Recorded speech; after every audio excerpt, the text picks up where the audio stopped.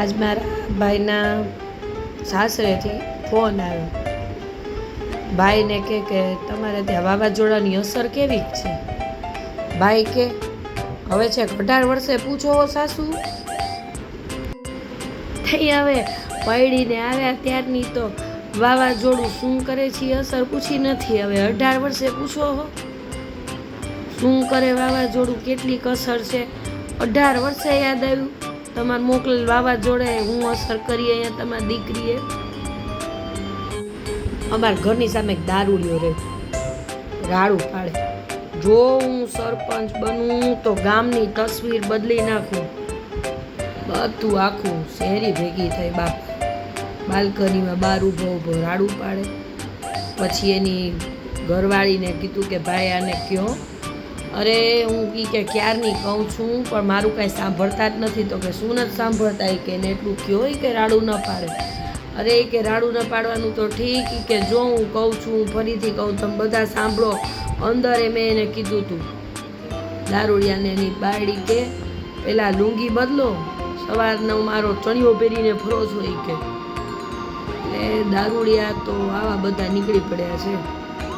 ભારતની અંદર કલ્યાણ થઈ ગયું. દારૂ પીને નીકળી પડે એ ઘરમાંય તબાઈ ને રોડ ઉપર તબાઈ, રાડો રાડીને બાપો મારી કરે દારૂડિયા. પોતે તો દારૂ પીને પાન ભૂલી જાય ને માથે લે બધું. આજ મારો ભાઈ કે મને જમવું જ નથી કે બેન. કાં પણ બપોર નહોતું કહેતો તો મારે જમવું છે, મારે જમવું છે. અરે નારે ના ઈ કે આ તારી ભાભી ઈ કે મને પીરસીને હળવેકથી કહી ગઈ છે કે તમે પહેલાં જમી લો ને પછી મારે એક વાત કરવી છે.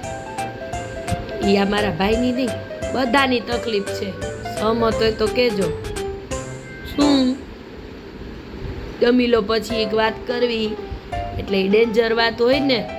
ઘરવાળાને કે ઘરવાળી એટલે એ વાત ડેન્જર હોય, વિવાહ જેવું ખરું નહીં. હવે હું છે ને 2-5 મહિના પહેલાં એક સ્કૂલની અંદર નોકરી કરતી. તો ગણિતના અમારા ટીચર હતા. જમવાટાણું થયું ને ગણિતના ટીચર ખાલી ડબ્બાની અંદર રોટલી ડૂબાડીને ખાય. 1 દી થયું, 2 દી થયું, મારે અંતે પૂછાઈ ગયું. મેં કીધું કે આ ડબ્બામાં શાક તો છે નહીં તો ડૂબાડીને કેમ ખાવ છો તમે? ગણિતના ટીચર કે મેં શાક એક્સ તરીકે ધાર્યું છે, શાકને એક્સ તરીકે ધાર્યું છે. હવે ગણિતના ટીચરને શું કહેવું આપણે એને બધી જગ્યાએ એવું જ દેખાય, આંકડા જ દેખાવાના છે.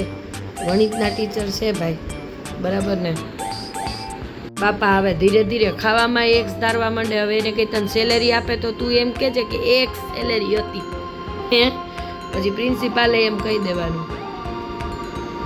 હવે હું ભણાવતી ત્યારે મેં પૂછ્યું કયો છોકરાઓ કયું પક્ષી ઉડે છે ઝડપથી. એટલે પપ્પુ નામનો બહુ તોફાની છોકરો મારી સામે જોવા માંડ્યો.